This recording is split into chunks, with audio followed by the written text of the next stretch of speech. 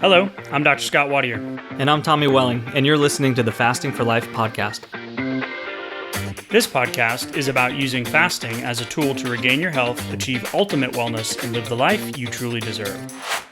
Each episode is a short conversation on a single topic with immediate actionable steps. We cover everything from fat loss and health and wellness to the science of lifestyle design.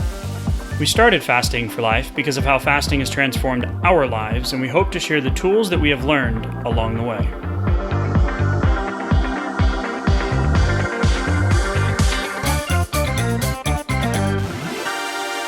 Hey everyone, welcome to the Fasting for Life podcast. My name is Dr. Scott Watier, and I'm here as always with my good friend and colleague Tommy Welling. Good afternoon to you, sir. Hey Scott, how are you? Doing fantastic, my friend. Excited. We just came out of another great challenge. Oh yeah. The results, the fun, the fasting, just all good things. Excited for today's conversation. Every 5 or 6 episodes, we'll aggregate some of the big hitter questions that you guys have submitted to us over all the platforms and messaging and DMs and contact us's. And we got a good group for those today. So we're going to go into a listener Q&A. And we're going to hit some of the questions that we feel are going to be most beneficial for the majority of us fasting for lifers. So welcome in. If you are new to the podcast, you want to know more about Tommy and myself and our journey and how fasting transformed our lives, not just to listen to us talk about our journeys, but to find why we do what we do week in and week out, why we have the challenges, why we have the resources, why we do these podcasts. We're going to highlight a really cool shout out or follow-up testimony from John that came in as well. Yes. So we just want to keep empowering you and encouraging you that you can adopt a fasting lifestyle once and for all, rid yourself of those extra pounds, get your health journey on the path that you want, prevent and not need those awkward conversations and medication conversations with your doctor in the future.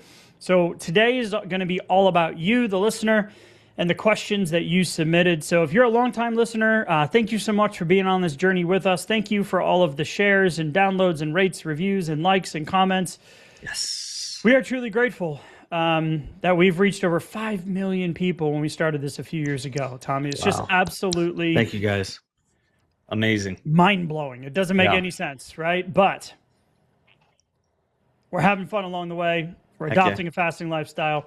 So let's get into some tactical, and then we'll highlight some big picture stuff as well. So I want to start off with the shout out, Tommy. Okay. To kind of set the stage here. And so John emailed us in before this most recent challenge at the beginning of June 2026. Just a timestamp for y'all that might be listening in the future. He says, "Good evening. I'm reaching out to thank you for all that you did to help me in my fasting journey. I don't know if you remember me or not. You did a podcast, episode 106, John's Journey, and that's me." Of course we do. John, come on, man. Of course we do. We did a whole... We spent 3 to 4 hours on your journey and putting that episode together, so we absolutely do remember you. So I'd recommend everybody go back and listen. It was a really cool episode. I had forgotten about it until the message came in, and then it all came back. Right. He says, "I'm 61 now, still off all medications, don't take anything for headaches or anything. In October 2025, I made a big change and changed my dietary intake to carnivore. I've never felt this good that I can remember. Wow. I still do OMAD every day, and thanks to the both of you, I will remain in it forever. Dang. The scale says I weigh 157. It goes up to 160 every now and then. Thanks again for answering all my many questions and keeping me on the road and out of the ditches. Wow. I'm hoping you reach out to me timely. LOL, just kidding. I know you're busy." Well, John, shout out to you, sir. This is why we do what we do. I absolutely couldn't be more excited for you, proud of you, impressed by you. The fact that, and we have so many of these situations where we get on here and we share some research or some questions or some lifestyle applications, and then you guys take the ball and you run with it. Mm-hmm. So John, absolutely impressive, man. Just shout out. Thanks for reaching out. Thanks for letting us know. Thanks for putting us in the time warp machine and going back all the way to episode 106. Just absolutely incredible.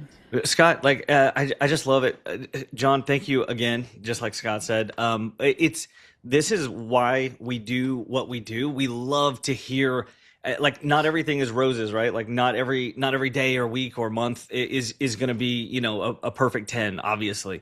But when we start taking the action and we do it over time and we remain consistent with it, we remain patient with the process, and then for us to be able to hear about your story over time and how things have changed and it feels different, you feel different, you're doing things in a way that makes sense for you finally, and feel like you're getting a lot of it right, is just absolutely incredible. That's what we needed, and it fuels us and it fuels the podcast just to hear these kind of stories. So thank you for sharing with everybody.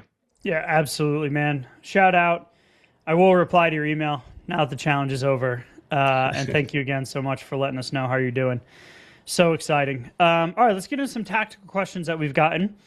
We had a question that came in from Caitlin. Hi, what are your thoughts on seltzer waters during a fast? Absolutely. Mm-hmm. And depending on if you're coming from the Jen Stevens or the dry fasting world or the Mindy Pell's world or whoever else out there, because fasting has now actually become a lot more common and accepted. Seltzer waters are fine. Mm-hmm. And we're not against the, hey, use a flavored electrolyte packet. Hey, use a flavored a natural the whole point of here is to not be restrictive and omittive and feed that old diet mindset. Yeah. So if a seltzer water or something gets you through your tough time during, let's say, a 20-hour fast or a 30-hour fast or a 48-hour fast, whatever it is, absolutely do that, because the benefits you're getting from fasting aren't going to be mitigated by, a little bit of stevia or a little bit of flavoring in your water, right? Or a little bit of, Dr. Fung says this, a little bit of cream in your coffee. Enjoy your life. Now, if those things are making you more hungry and cravings and you notice a discernible uptick, like this used to happen with me with Zevia, those 0-calorie, stevia sweetened drinks. They're good. Too sweet for me, they'll kick up my cravings immediately. Yeah, so I used to use those, early on in my fasting journey. And I just realized that I would do that, and man, it would just ramp everything up. So that's the only caveat to that is, do you. Consistency always wins. It's a marathon, not a sprint. It's so easy to get lost in some of those details, and we see the debates online, and we get the questions, and we get it. And there's a lot. We're going to go over one in just a second. Yeah, there's a lot of fasting groups out there, and some of them will take a very black and white stance on some of that stuff. But what we find, what worked for us, is to give ourselves just a little bit of the wiggle room from the perfectionism. We were with that for a long time. We tried to use it in low and slow and eat less, move more, and the calorie counting. It didn't serve us then, and it wasn't going to serve us with our fasting lifestyle either. So a little bit of it doesn't have to be perfect to be very, very effective, especially when we remain consistent with it. Think about a sparkling water. If you have a Spindrift or a Waterloo or something like that, some of those have 5 or 10 calories because they put some actual juice in some of those. Yep. But if you can take one of those at dinner time, pour it into a nice glass with some ice and sit there with the family. Maybe a little garnish, maybe a little lemon or lime wedge. Yeah, put a little lime wedge. Fancy it up a little bit. Right? Yeah, be fancy. Little curly straw. Church it up, And if that allows you to feel like you have something interesting to do and do with your hands and look forward to, while you can actually sit there with the family or with a friend or just during dinner time without just being overwhelmed by food thoughts and food noise, that's a huge win. Absolutely. Yep. So you could argue, you could debate about the imperfection right there, but if that allows you to get through a flame day better, hit the fast and have more fasting hours to burn through some of those long-term fast hours, win. These are all wins, right? So do that. That's going to win over time. Consistency absolutely wins. That made me think of, I'll come back to it. Okay. The follow-up question from Caitlin was, also, I'm part of a water fasting group on Facebook and see a number of people going for 7, 10, 21 plus days. Wow. There's a guy out there right now. I came across him on one of the feeds recently where he's fasted. It's been like an insane amount of time, like well over a year. Wow. And he's jacked. I haven't gone down the rabbit hole to see, but like he's really breaking a lot of these mindset limitations and what your body is capable of doing. Right? Okay, was he built like a strongman, like with a lot of extra padding on though? No, he was ripped, man. Okay. He was shredded. I was like, maybe I'll just start a 1 year fast. No, I'm still working on those little bit less than 5 pounds of visceral. Started at 12. Wow. The last few have been ticking down slowly, so it is working. Yeah.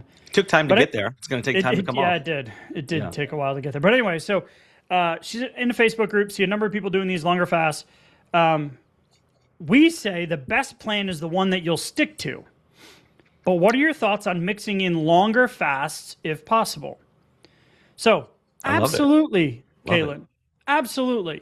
So, if you're in a fat loss phase and you're trying to get the weight off and reset the metabolic function and stabilize blood sugar and insulin response, etc., you're going to need some longer fasts. Now, for us, most of our recommendations live anywhere from 16 to 18 hours all the way up to about 36 to 48 hours.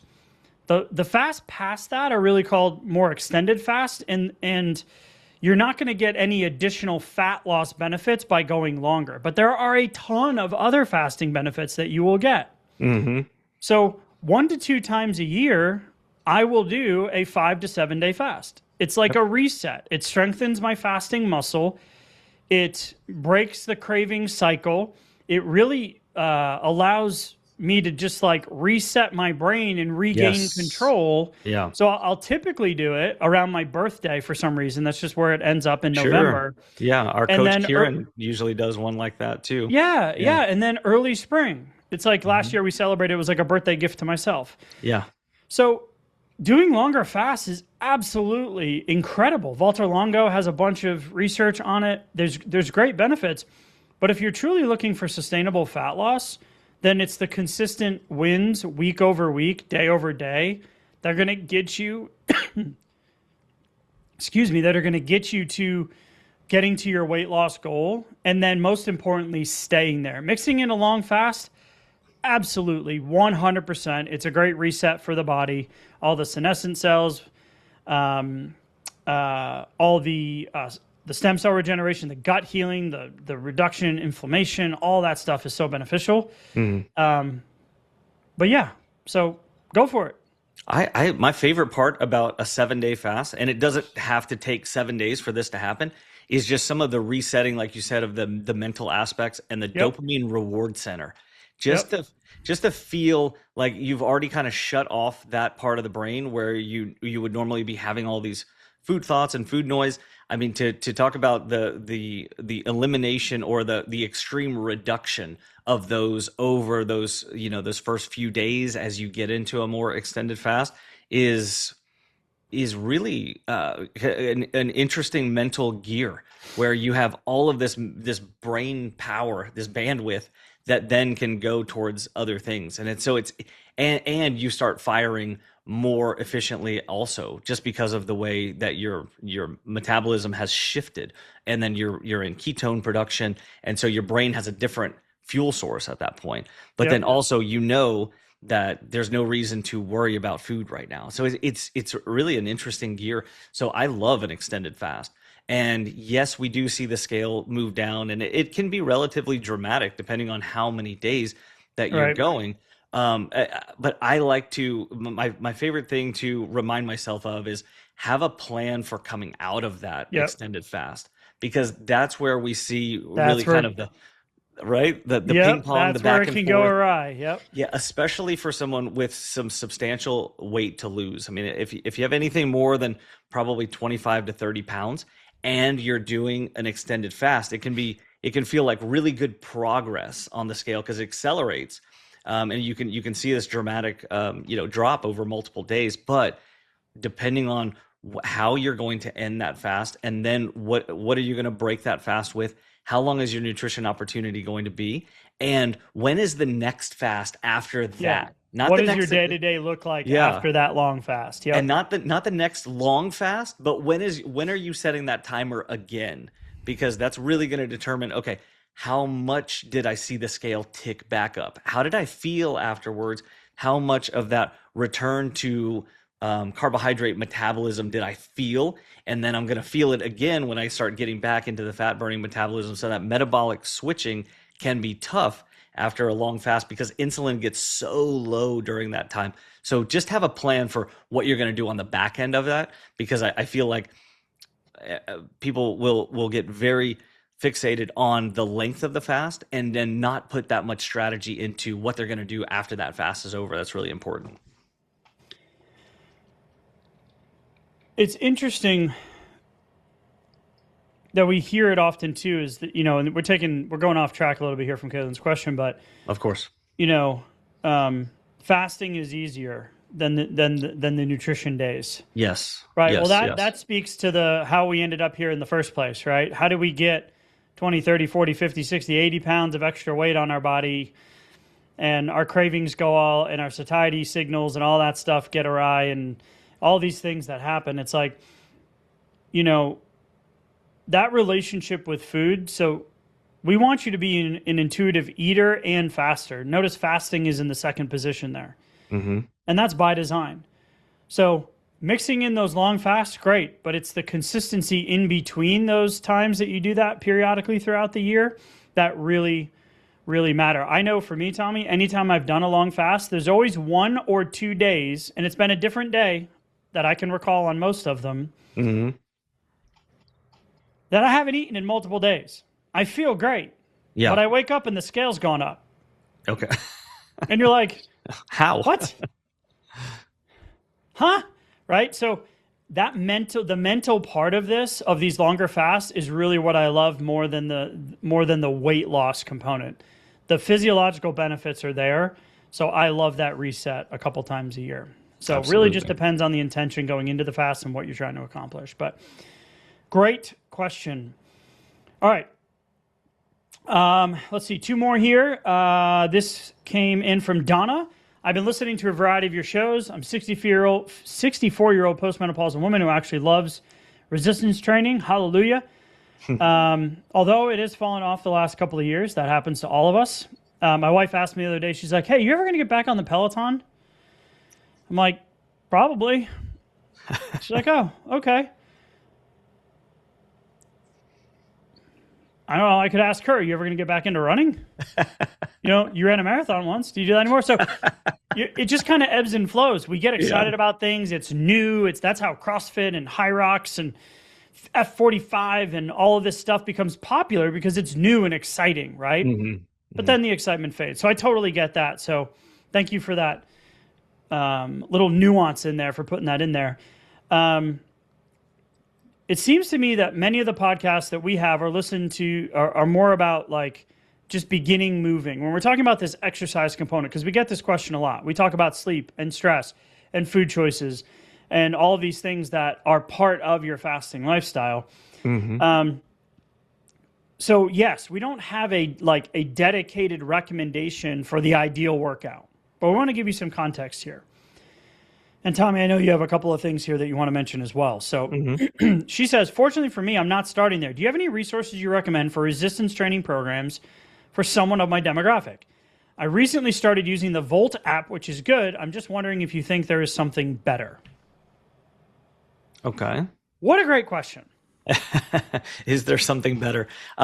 So I like to think about movement. I used to spend a lot of time wondering about, okay, is this the perfect type of movement for me, for my body type, for my goals, my fitness goals?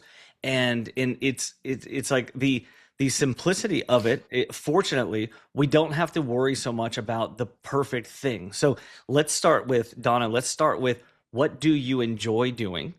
Because let's really make sure that we're spending a lot of our time, for our exercise, our movement, our activity, let's spend most of our time doing things that we really enjoy. Because guess what? Like you said earlier, Scott, hey, what's the best fasting schedule? The one that you're going to stick with. Okay, what's the best exercise regimen for me? Well, it's also going to be the one that you're looking forward to and that you're going to consistently do. So can you compartmentalize, some minutes or maybe a couple of hours during the week to do something that's outside of your comfort zone that you don't necessarily enjoy all that much because the fitness goals are worth it, or because so for me that's sprinting. Okay. That's getting into true HIIT, which is 3 to 10 minutes a week of max heart rate or near max heart rate. Yeah. I hate it. Right. But there's a specific reason for it. But there's a specific reason for doing it. So that's not what we're talking about, is always pushing the boulder up the hill with this stuff. Yeah. But mixing in a few moments of that uncomfortableness. Yeah. Another reason why I do cold plunging, because it's incredibly awful getting in every time, no matter how many times I do it. But it feels so great when you get out. Yeah. It's that mental resiliency component. But for the majority of the days, you need to find something that you love doing. Like, my wife loves CrossFit. I used to love CrossFit. Now, give me a CrossFit strength workout versus a kettlebell or bodyweight workout. I will take the kettlebell bodyweight workout. Oh, yeah. Every single time now, because just my focus and my enjoyment of it has shifted, if that makes sense. It absolutely does make sense. And it doesn't mean that you have to follow that old thing that you felt like had the higher spot on the pedestal, exercise and results wise towards your fitness goals. So you can spend, look at what you actually want for your fitness. And, I'd say as all of us age year after year, resistance training is so important. So if you can be putting resistance on your musculoskeletal system throughout the week, multiple times during the week, that's going to be beneficial at any age, no matter what your fitness goals are, because you're going to want to strengthen your musculoskeletal system. It's going to be incredibly beneficial. And as you drop through and burn through some of the fat stores, that's going to be your biggest metabolic lever, is making sure that you're really kind of putting some resistance and some strain on your musculoskeletal system. And but make sure you're spending a lot of time doing things that you enjoy. And if you can start to see where what you'd like to be doing, or what you'd like to be, maybe getting competitive with yourself, something that you can set your own like small little milestone goals that you can kind of see how you're improving over time, and you can set small goals for yourself like that. That's great. For me, that was rock climbing. That was something that I had to drop 40-50 pounds before that became realistic for me, because it was so difficult before. But then as I started to burn through some of the fat stores, then that became the thing that I could kind of start chasing small goals after. Yep. Is it really going to crush my VO2 max goals? No, not really. Like my heart rate will get up, but it's not the best, most efficient way to improve my VO2 max. So I need other things that I can dedicate a few minutes a week to actually make improvements there, to your point about, other exercise regimes too. So hopefully that helps, Donna. So let me give you an exact kind of where you are and a direct answer to your question. Mm-hmm. Now that we've talked through kind of the overview of it, find something you love, find something that most of the time you enjoy doing.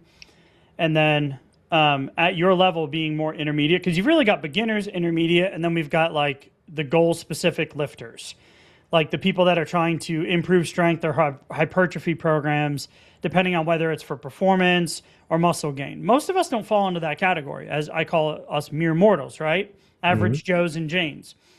So the intermediate lifter is really just doing upper, lower, or full body split 3 to 4 times a week.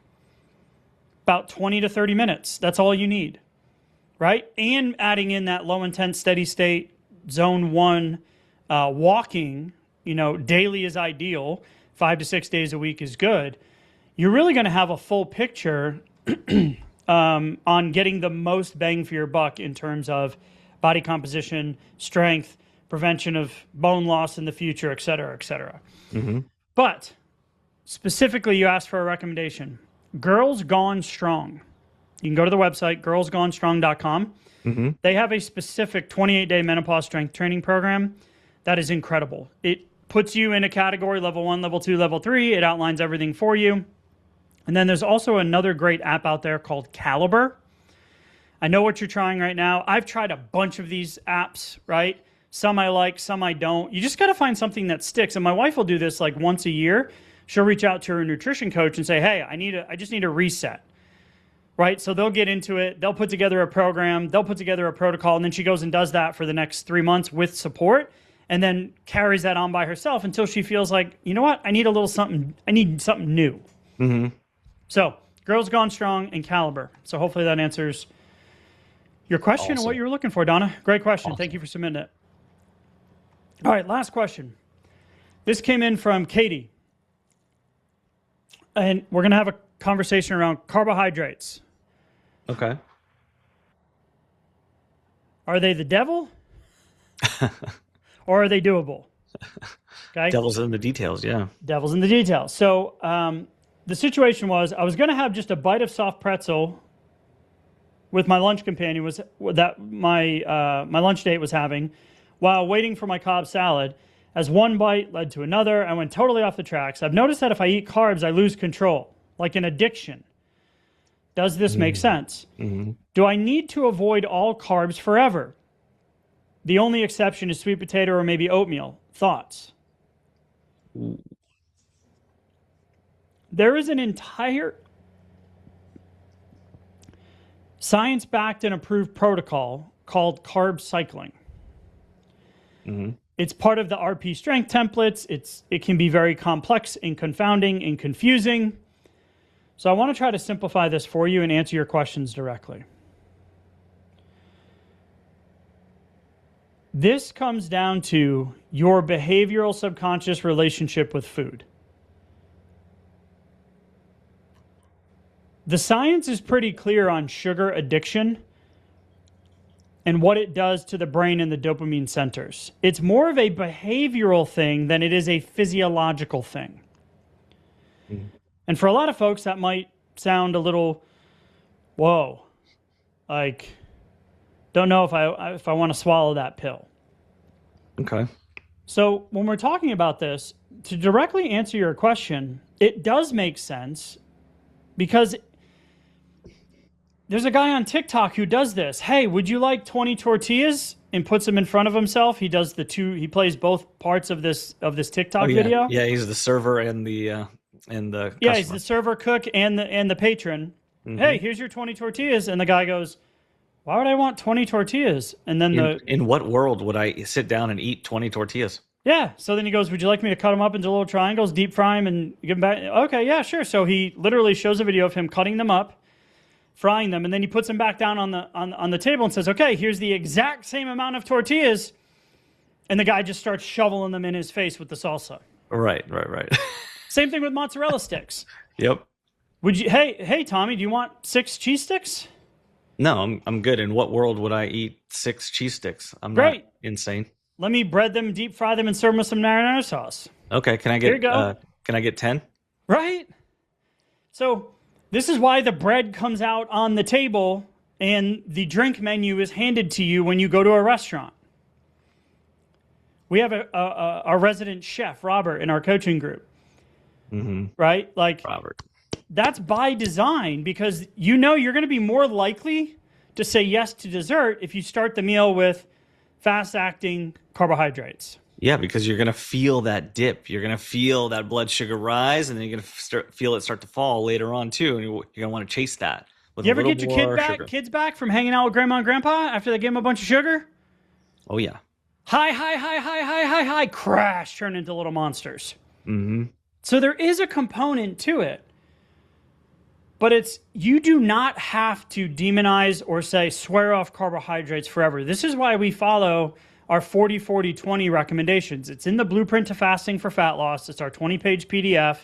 Gives you fasting schedule, some science, and if you are a macro-focused individual, then it gives you this 40-40-20 split. Mm-hmm. 40 protein, always protein first, 40 fat and fiber, and 20 carbs. So you're not completely restricting the carbohydrates. You're still able to have that jasmine rice, that white potato, that sweet potato, that little bit of oatmeal. I don't like naked oatmeal though. What right? about a piece of garlic bread even? Piece of garlic bread, piece of sourdough, right? You can still have that, a little bit of pasta, whatever it is. So it doesn't feel like such a black and white on off, no, I can't eat that. And for that to really come to life, it just takes repetitions. Yeah. Prioritizing protein, backfilling fat and fiber, and then being intentional with your carbohydrates. This also speaks to the fact that if you're going to do this, do it earlier in the day rather than later in the day, because carbs do spike insulin the most if you've got some metabolic inefficiencies there. Earlier in the day is better than later in the day. You don't need to go down the whole carb cycling rabbit hole. We just need to compartmentalize and start working on those underlying food relationships and behaviors, and then this will resolve. Yeah, I like to take it a step further and go, okay, when I'm having an early meal, like whether if it's breakfast or lunch, then I will always put a bit more carbohydrates into that meal. And then as I get later on in the day, towards dinner time, an early dinner becomes like just kind of a regular, or maybe even a little bit later dinner. If dinner gets too late, I'll just skip the meal, like regardless of what the plan was.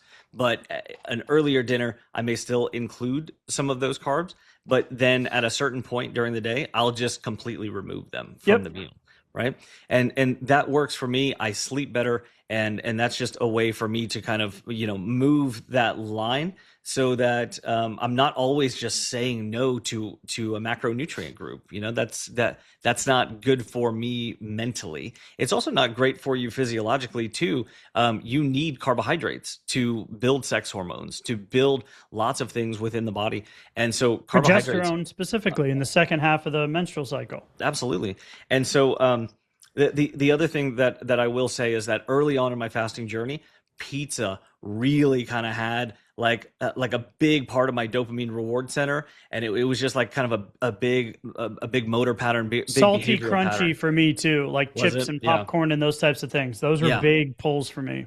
So if you feel like there's a particular food, it doesn't have to be the food group, but a particular food that might be very carby and very like leads you to cravings and things like that, feel free to compartmentalize that out for a while. I mean, you could potentially do it forever, but that's not where we typically see the most success. But for a while, I said, I don't even want to look at a pizza for a while. And then when I did again, months later, I made my first one at home. So I took control over the ingredients. You could do the same thing with a baked good or certain type of chocolate or something like that, where you kind of raise the standards on it, and maybe either you make it in-house or you get a higher quality one that's more expensive, but also better ingredients. So tends to control the insulin response more, and tends to also give you a little bit of feedback in your wallet too, which then makes it just a little bit less accessible, a little bit less exciting, but then you're going to feel better afterwards too. So it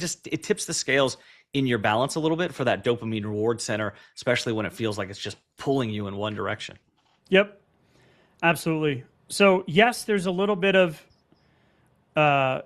like to your question, how did you word it? It's here. It says, I notice if I eat carbs, I lose control like an addiction. Does this make sense? Yes, there's a little sense to be made there. Yes, absolutely. Physiologically, but more of that behavior pattern, relationship with food, kind of, on-off mentality that we have. So 40-40-20, prioritize protein, backfill fat and fiber.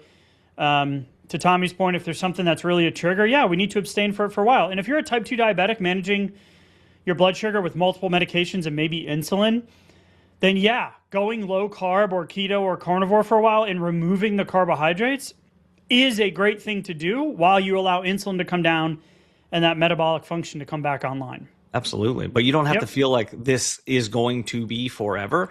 This is a strategic tool that we're going to use. Yep. The research is clear. In the long-term studies, the 12 to 24-month studies they've done in diabetic populations, we've done episodes on this, the low-carb or zero to low-carb keto groups actually rebound more than the more balanced macro groups. Yeah, when they're doing it on the long term rather than cycling through like 60 or 90 day keto carb cycling. Yeah. Well, let me not say carb cycling, but doing a 60 or a 90 day carb allowance. Yeah, where you're focused on that as your eating style, a low carb or a ketogenic eating style for a compartmentalized amount of time, so that you know that this isn't the way that I'm going to try to eat forever necessarily, because that only fits a very small portion of the population. Yep, and we want long-term sustainability. So great question. Mm-hmm. Thank you guys for submitting them all. If you're looking for kind of an overview or just like the go-to resource from us to solidify, man, the devil's trying to get me today. Solidify your fasting lifestyle. Hopefully that cough didn't come through. I couldn't get to the mute button in time. Head to the show notes. Grab the Blueprint to Fasting for Fat Loss. It's that 20-page PDF. I mentioned it earlier. It's got really everything you need, like our whole lexicon, all in about 20 pages. Easy read, great resource. Head to the show notes, grab that. Tommy, man, I appreciate the conversation as always. Thank you guys for submitting your questions. We appreciate being on this Fasting for Life journey with you. And Tommy, we'll talk soon. Thank you. Bye. So, you've heard today's episode, and you may be wondering, where do I start? Head on over to thefastingforlife.com and sign up for our newsletter, where you'll receive fasting tips and strategies to maximize results and fit fasting into your day-to-day life. While you're there, download your free Fast Start guide to get started today. Don't forget to subscribe on iTunes, Spotify, or wherever you get your podcasts. Make sure to leave us a 5-star review, and we'll be back next week with another episode of Fasting for Life.